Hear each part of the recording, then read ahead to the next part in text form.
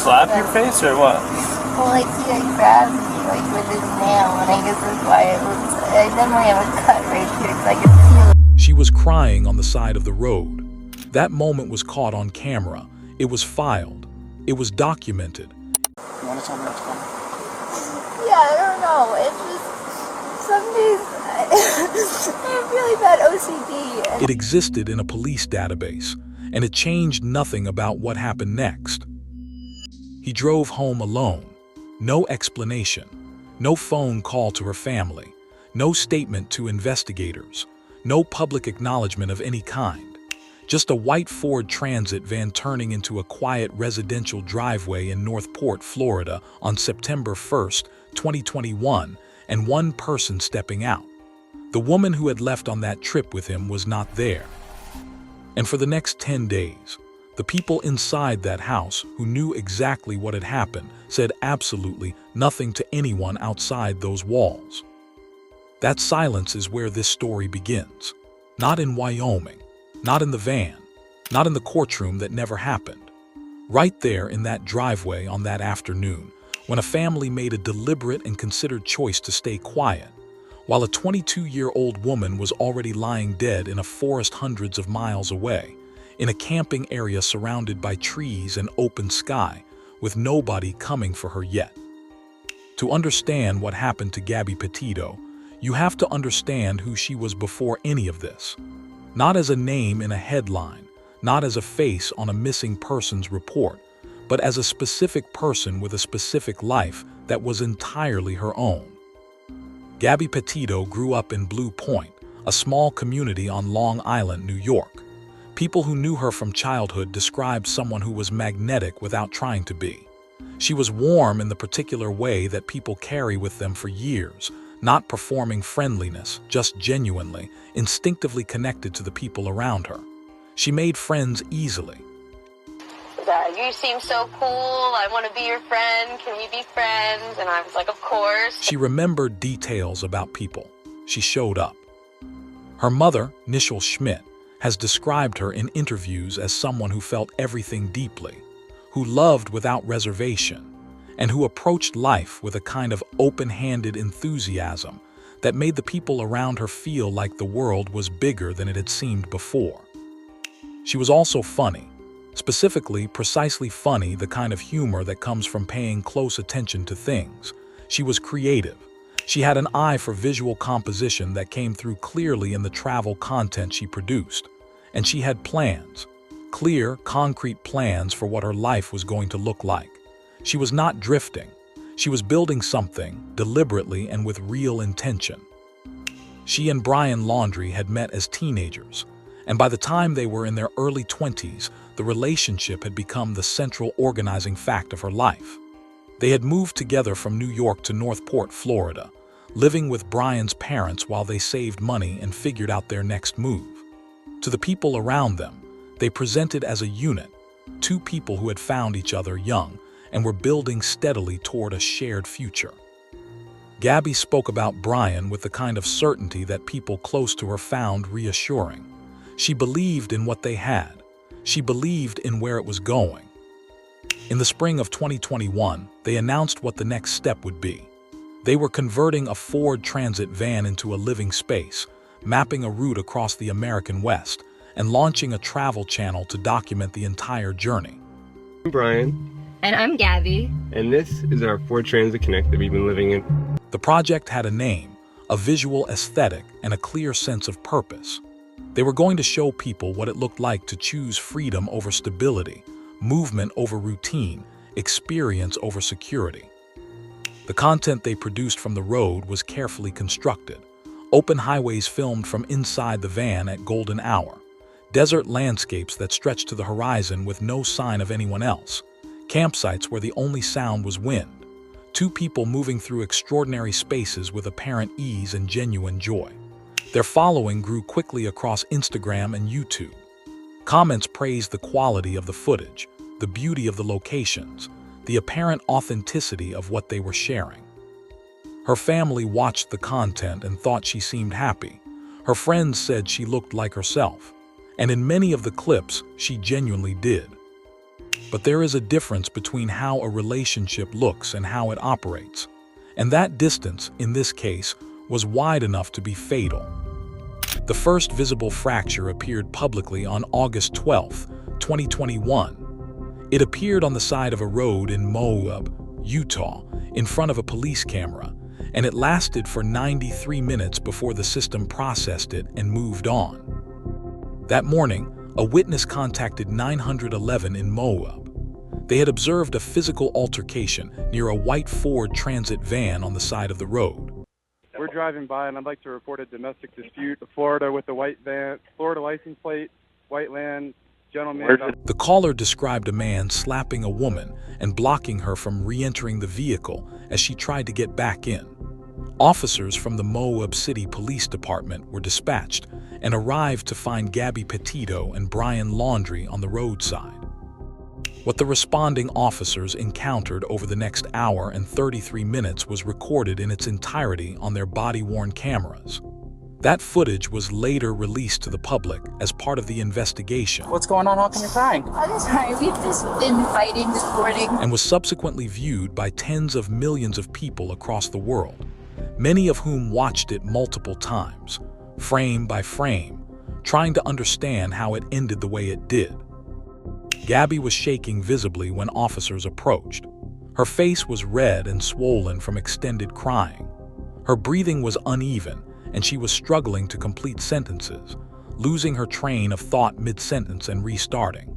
She told the officers almost immediately that she suffered from severe obsessive-compulsive disorder and anxiety, as though establishing that context first was the most important thing she could do in that moment.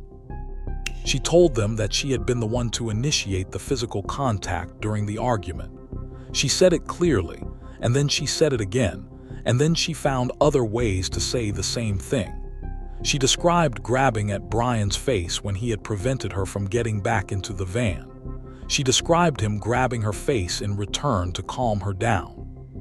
She was doing something very specific in that interaction, and it is recognizable to anyone who has worked with victims of intimate partner violence. She was managing the situation. She was taking responsibility for the conflict because taking responsibility was the behavior that had been reinforced in her, the behavior that kept things from escalating further, that preserved the relationship, that made the immediate threat recede. She was not lying to the officers because she wanted to deceive them. She was doing what she had learned to do. She was protecting something that, from where she stood, felt worth protecting. Brian stood nearby throughout the officer's interaction with Gabby. He was calm and composed in a way that presented a stark contrast to her visible distress. He had a small scratch on his left cheek, which he offered as evidence of the altercation without being asked about it directly. He confirmed Gabby's version of events without contradiction. He described her, in measured tones, I didn't get overtly physical. I was just trying to keep her away and not get hit. And then I got really loud. as someone who became emotionally overwhelmed easily. He positioned himself as the calming presence in the relationship, the one who tried to de-escalate, the one who was managing a difficult situation as best he could. He was convincing. Officers noted it. One of the responding officers, in his incident report filed after the interaction, designated Gabby as the primary aggressor. This designation was based on the visible injury on Brian's face, Gabby's own account of initiating contact, and the overall demeanor of both parties during the interview. Under Utah's legal code at the time, in a situation where both parties were providing consistent accounts, where the visible physical injury was on the male party, and where no injury on the female party met the threshold that would trigger mandatory arrest protocols, the responding officers had discretionary authority over how to proceed. They chose not to arrest either party. They classified the incident as a domestic dispute with a mental health component. They separated the couple, checked that Gabby had access to the van and to her personal belongings, suggested Brian spend the night at a nearby motel, and cleared the scene. They noted in their report that both parties had been cooperative and that the situation appeared to be de-escalating. By the following morning, Gabby and Brian were back in the van together. The incident was logged into the system. It was filed. It was assigned a case number. It existed, officially and permanently, in the Moab City Police Department's records, and it was left there, unexamined and unfollowed, while the couple drove away into the desert. The Moab Police Department later publicly acknowledged that the interaction had been reviewed in the context of the broader investigation. A civil rights attorney retained by Gabby's family stated in a subsequent legal filing that the responding officers had missed documented indicators of a coercive control dynamic that trained domestic violence specialists would have identified immediately. A formal review of the incident noted that certain training protocols around intimate partner violence assessment had not been fully applied during the stop. The department expressed condolences to Gabby's family. None of that brought her back. None of it changed what had already happened. 23 days after that traffic stop in Moab, Gabby Petito was dead. After August 12th, the couple continued their journey. They visited Salt Lake City. They moved toward the national parks of Wyoming and the surrounding region. They continued posting content, though the frequency became more irregular. The last confirmed social media post associated with the trip was published on August 25, 2021, a photograph taken outside a restaurant called the Mary Piglets in Jackson, Wyoming. Gabby was in the image. She was wearing a white top, her hair loose around her shoulders, and she was smiling in the way people smile when a camera is pointed at them and everything is supposed to be fine. That photograph is the last verified record of Gabby Petito alive. What happened between August 25th and Brian Laundrie's return to Florida on September 1st has never been reconstructed in full in a public forum. It never will be. The only person who was present for all of it, who knew the precise sequence of events and the specific circumstances of each decision made during those days, chose to die before any formal process could compel him to speak. What forensic evidence, investigative work, and physical examination of the scene established is the following. Gabby Petito was killed in late August 2021 in or near the Spread Creek dispersed camping area within the Bridger Teton National Forest in Wyoming. The manner of death was homicide. The cause of death was manual strangulation. She was 22 years old, and her body remained undiscovered in that location for nearly 3 weeks. Brian Laundrie drove back to Florida after killing her. He took the van. He took her belongings. He drove across the country alone over the course of several days, and on September 1st, 2021, he pulled into the driveway of his parents' home on Autumn Court in Northport, Florida. Neighbors later confirmed to investigators that they had seen him return. He unloaded items from the van. He went inside. He did not call the police. He did not contact Gabby's family. He did not reach out to her mother, her father, her friends, any of the people who loved her and who had no idea that she was already gone. He walked through the front door of his parents' house, and the door closed behind him, and the silence began.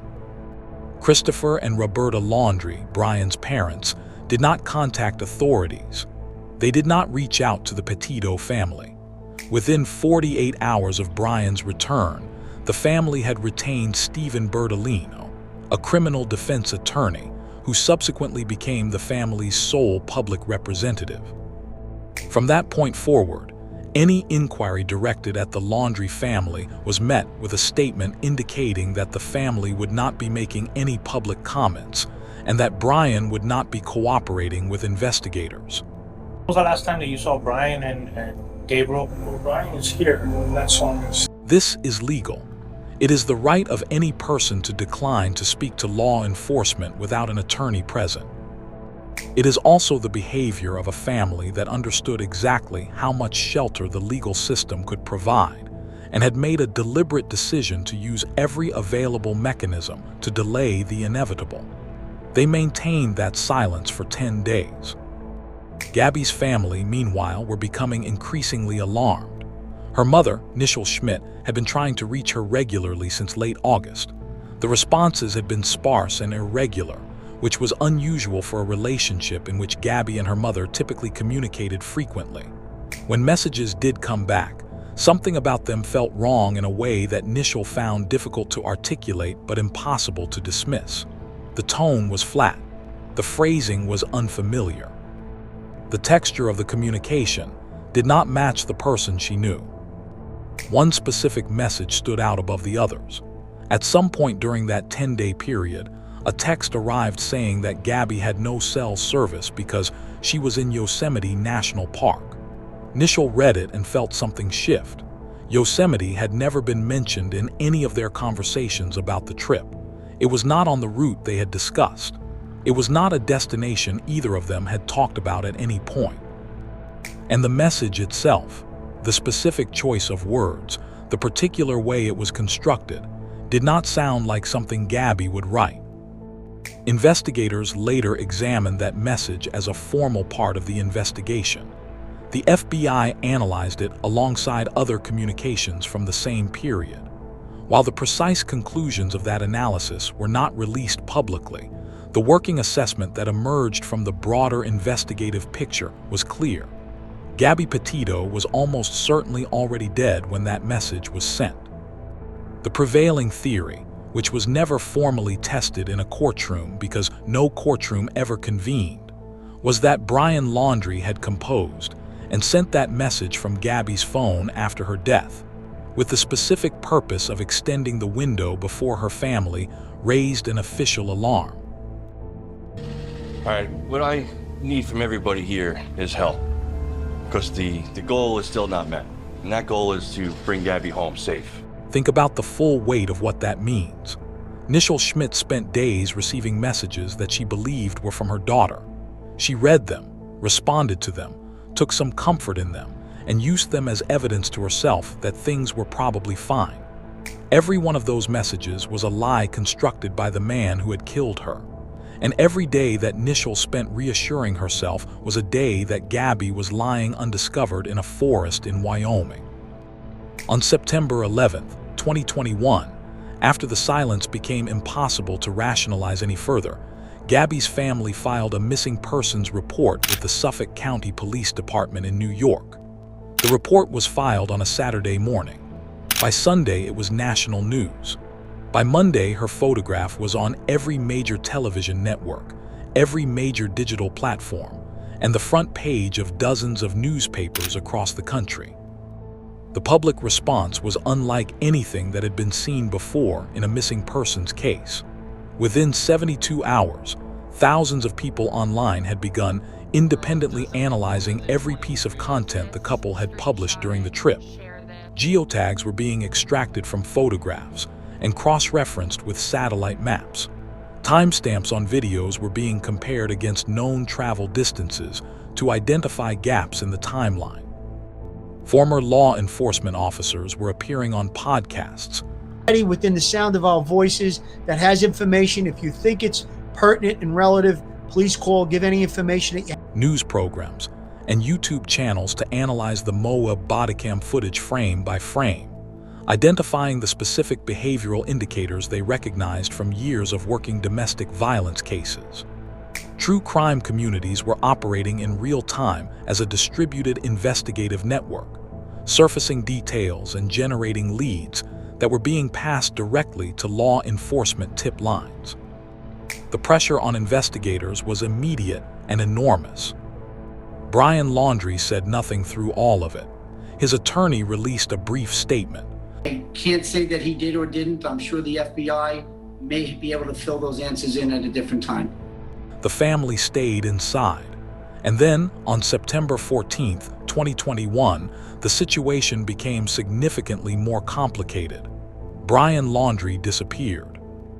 His parents contacted law enforcement that afternoon to report that they had not seen him since the previous morning, September 13th. They told investigators they believed he had driven himself to the Carlton Reserve, a 25,000-acre wilderness preserve managed by Sarasota County in Florida, and gone for a hike. They said they were not certain when he had left or exactly which part of the reserve he had entered. He had left his mobile phone at home. He had left his wallet. He had left every form of identification he possessed. He had walked into an enormous, ecologically complex wilderness area in coastal Florida in the middle of September. the peak of the state's heat and humidity season, with afternoon temperatures regularly exceeding 95 degrees Fahrenheit, with no means of communication and no way to be identified if located. Every element of that departure was a choice. The timing, after 2 weeks of public pressure and before any formal arrest had been made. The location, a vast, partially flooded, difficult-to-search natural area. The absence of his phone and wallet, eliminating both the ability to track him digitally and the ability to confirm his identity through standard means if remains were found in poor condition. This was not impulsive behavior. This was a planned exit, executed by someone who had spent 2 weeks inside a house with a criminal defense attorney, understanding exactly what was coming and deciding he would not be there for it. Law enforcement now had 2 active searches running simultaneously across 2 states. In Wyoming, search teams were working to locate Gabby in a vast mountainous wilderness area. In Florida, FBI personnel, local law enforcement, and eventually volunteer search teams were attempting to locate Brian in a 25,000-acre reserve, where significant portions of the terrain were currently underwater. Tips continued to flood in from across the country. Reported sightings placed Brian in Alabama, Georgia, Mississippi, Louisiana, Texas, and as far south as Mexico. Investigators followed every credible lead. None produced a confirmed sighting. Weeks passed without resolution on either front. On September 19, 2021, a search team working in the Bridger-Teton National Forest located human remains at the Spread Creek dispersed camping area. The location was within the geographic range that the investigative timeline had identified as consistent with the couple's movements in late August. The remains were confirmed to be Gabby Petito. The cause of death, manual strangulation, was formally confirmed by the Teton County coroner within days of the discovery. She had been there for nearly 3 weeks. She had been lying in that location while her family filed a missing persons report, while her face was broadcast across the country, while thousands of people searched for any trace of her, while her mother responded to text messages she believed her daughter had sent. For 3 weeks, nobody came. The public grief that followed was genuine and widespread. A gathering of thousands, a community that knew Gabby Petito and a community watching online. Vigils were organized in cities across the country. Memorials appeared outside the apartment she had shared with Brian in Northport. Her family released a statement that was brief, composed, and devastating in the specific way that statements written by people trying to hold themselves together in public always are. In Florida, the Carlton Reserve search continued. Large portions of the terrain had been submerged under seasonal floodwater, making ground-level searches in certain areas impossible in the early weeks. The investigation expanded, contracted, and expanded again as new tips were evaluated and discarded. Then came October 20th, 2021. Search teams returned to a section of the Carlton Reserve that had recently become accessible after floodwaters receded. In that previously submerged area, underwater for the entirety of the preceding weeks, invisible to every prior search effort, investigators found a backpack. Nearby, they found a dry bag, and in close proximity to those items, they found human remains. Dental records confirmed the remains were Brian Laundrie. He was 23 years old. The medical examiner determined the cause of death as a self-inflicted gunshot wound to the head. He had been in that location since the earliest days of the search. The water had concealed him and the items with him for more than a month. The dry bag had kept its contents protected from the floodwater. Inside it was a notebook, and inside that notebook, Brian Laundrie had written a confession. A direct, handwritten admission that he had killed Gabby Petito. The FBI confirmed without ambiguity that the notebook contained a clear and explicit statement of responsibility for her death. According to investigators, the note addressed the events in Wyoming, the circumstances of their final days together, the specific sequence of what happened, and his own account of his mental state during that period. The full contents of the notebook were not released to the public.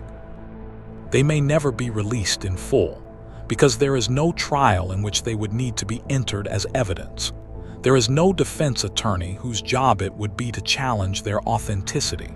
There is no judge who would rule on their admissibility. There is no jury who would weigh them against the other facts of the case. Brian Laundrie planned it this way. He wrote a confession, and then he structured his death so that the confession could never be interrogated. He removed himself from every mechanism that exists to establish the full truth of what happened. He ensured that there would be no formal proceeding in which Gabby's family could hear a complete account of her final days. He chose the ending of this story, deliberately and with apparent forethought, and he left her family holding a piece of paper with answers that produce more questions than they resolve. That is not an accident. It is a final act of control. If you are watching this and you have not yet subscribed, this channel exists precisely for cases like this one. Cases where the evidence was visible, where the systems failed at the moments that mattered most, and where the full story is darker and more complicated than the headlines were ever able to fully communicate. Subscribe now, because the next case on this channel goes even further into territory that most people never see clearly. The FBI notified Gabby's family of the discovery. Her father, Joseph Petito, held a press conference in the days that followed. He did not perform the kind of public anger that the media often expects from the families of murder victims. What he expressed was quieter than that and harder to watch. He described the specific devastation of knowing that your daughter trusted someone completely. To come from the tragedy that happened, all right? We can't let her name be taken in vain. We need positive stuff, all right? That she believed she was loved, that she was building a life around a future she had fully committed to, and that the person she trusted most was the one thing she should have been protected from. He talked about the version of Gabby that existed before the trip, the plans she had made, the home she and Brian had been looking at together, the career she was building, the specific, concrete future that had been entirely real to her until it was taken from her. He said she deserved every year she did not get. He said it simply, without embellishment, and it was among the most devastating things said publicly about this case. Her mother, Nichelle Schmidt, has given multiple interviews in the years since the case concluded. In each of them, she has described the process of looking back at the period before the trip and identifying, in retrospect, the moment she now understands differently. The phone calls that ended slightly sooner than usual. The answers to questions about the relationship that were technically fine but slightly vague. The particular flatness in Gabby's voice during certain conversations that she had attributed to tiredness or distraction. None of those moments, individually, had seemed significant. Taken together, they form a portrait of someone who was gradually, systematically being closed off from the people who loved her. Someone who was learning, through repeated experience, to manage the presentation of her relationship rather than speak honestly about what it was. This is the specific mechanism of coercive control, and it is important to understand it clearly because it explains why cases like this one follow the pattern they follow. Coercive control is not primarily about physical violence, though physical violence often accompanies it. It is about the systematic dismantling of a person's autonomy, support networks, and capacity for independent judgment. It operates through a combination of isolation, emotional manipulation, the strategic application of fear and affection, and the gradual replacement of the victim's own perception of reality with a version of events that serves the perpetrator's interests. By the time a person is fully inside that dynamic, they often cannot see it clearly from the inside. They have been conditioned, through a long sequence of small events, to doubt their own instincts, to take responsibility for conflict, to believe that the relationship's survival depends on their management of it. When Gabby told those officers in Moab that she was the one who had started it, she was not making a strategic legal decision. She was responding from a deeply conditioned place. She was doing what had kept things stable before. She was doing what she had learned. The van, in this context, was not incidental to the dynamic. It was an instrument of it. It removed Gabby physically from every person in her life who had known her long enough to notice how she had changed. It placed her in a sealed, mobile environment with no stable base, no community around her, and no practical route to exit. It created a situation in which her entire public identity, the channel, the following, the aesthetic of freedom and happiness, was built on the premise that the relationship was working. Every video she appeared in was evidence against any alternative narrative. Every piece of content she produced made it harder to tell the truth. Because the truth would have dismantled everything she had built in public alongside him. She was performing happiness for an audience of thousands while living something entirely different. And the performance was so complete that even the people who loved her most could only identify its falseness in retrospect. In the months and years after the case concluded, a broader conversation emerged that the Gabby Petito case had made it impossible to avoid. Advocates for missing Indigenous women, Black women, and women of color pointed to the volume and intensity of media coverage her disappearance had received as a precise and measurable illustration of a disparity that had been documented for decades, but rarely confronted publicly at this scale. During the weeks that Gabby's case dominated national television, digital media, and public discourse, multiple missing persons cases involving Indigenous women were active and ongoing across Wyoming and the surrounding region. The Urban Indian Health Institute, in a 2021 report on missing and murdered Indigenous women, identified Wyoming as one of the states with the most severe underreporting and underinvestigation of cases involving Indigenous victims. A report published by the National Crime Information Center in the same period documented that Indigenous women and girls are reported missing at rates dramatically disproportionate to their share of the overall population. During the period of Gabby's disappearance, almost none of those cases received national coverage. Almost none of them generated the kind of public pressure that produces investigative resources, tip lines, and federal attention. The phrase that returned to public discourse during this period was missing white woman syndrome, a term coined by journalist and broadcaster Gwen Ifill in 2004 to name a pattern she had observed across her career: the consistent tendency of media organizations to dedicate extensive coverage to cases involving missing white women while giving minimal attention to cases involving women from other racial and ethnic backgrounds. Gabby Petito's case did not create that disparity. What it did was make it visible, at an enormous scale, to an audience that had not previously been confronted with the evidence directly. Several members of Congress cited the case in discussions of federal legislation around missing persons reporting requirements. Indigenous advocacy organizations used the moment of heightened public attention to draw direct comparisons between the resources allocated to Gabby's case and the resources typically available for cases involving Indigenous victims. Some of those conversations produced concrete changes at the state level in terms of reporting protocols and media engagement standards. None of those changes are sufficient, but they are more than existed before, and they exist in part because of what happened to her. The Petito family established the Gabby Petito Foundation in the period following her death, dedicated to raising awareness about domestic violence, supporting victims of violent crime, and funding programs that work to close the distance between a visible warning sign and an effective intervention. The foundation has partnered with multiple advocacy organizations and has continued to operate in the years since the case concluded, keeping her name connected to work that tries to ensure that other families do not go through what hers did. Gabby Petito's case was closed without a trial, without a verdict, without a sentence. Brian Laundrie was never charged, never arraigned, never convicted, never sentenced. The legal apparatus that exists to establish guilt, to create a formal public record, and to deliver a consequence proportionate to the crime never opened. What exists in its place is a foundation, a conversation, A documentary record of a police encounter that should have changed what happened next and did not, and a notebook in an evidence room somewhere that contains the truth written in the hand of the only person who knew all of it.